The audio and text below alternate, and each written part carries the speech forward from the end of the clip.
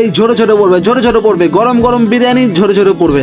আমি চলে এসেছি আজকে দুর্গাপুরের সুপার হাজি বিরিয়ানিতে। আর আমি আসা মাত্রই কিন্তু গরম গরম বিরিয়ানির হাড়ি এখানে এসে উপস্থিত। আর হাড়ি ঢাকনাটা সরানোর পর যখন গরম ভাপের সঙ্গে সুগন্ধি বেরিয়ে আসলো, আয় হায়, গন্ধটা নাকে আসতে মনে হলো এক প্লেট কেন দাদা, তুমি আমাকে গোটা হাড়ি দিয়ে দাও। হাড়িটাকে কোলের মধ্যে রেখে আমি গরম গরম বিরিয়ানি সিনেমাইসে সাপার চাট করে দেবো। আর অন্যদিকে দাদারা বলতে লাগলো, দেখো ভাই, তোমার কাছ থেকে আজকে বিরিয়ানি সেল করা শুরু করেছি, যদি আজকে সেল কম হয়েছে মনে মনে কিন্তু তোমাকে আজকে আমি অনেক অভিশাপ দেবো।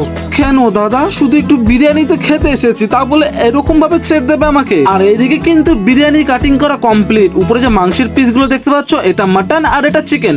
পিসগুলো বেশ ভালোই বড় আছে, খারাপ নয়। একটা বড় আলু আর একটা বড় চিকেন লেগ পিস দিয়ে আমার পার্সেলটা কিন্তু দাদা ভালোভাবে প্যাকিং করে দিল। আর দাদা জানতে চাইলো আমার ইউটিউব চ্যানেলের নাম কি। তো আমি দেবাশিস মন্ডল ব্লগ সার্চ করে দাদার ফোনে আমার ইউটিউব চ্যানেলের হোম পেজটি খুলে দিলাম। আর দাদা কিন্তু আমার চ্যানেল সাবস্ক্রাইব করে দিয়েছে, তোমরাও জলদি জলদি সাবস্ক্রাইব করে দাও।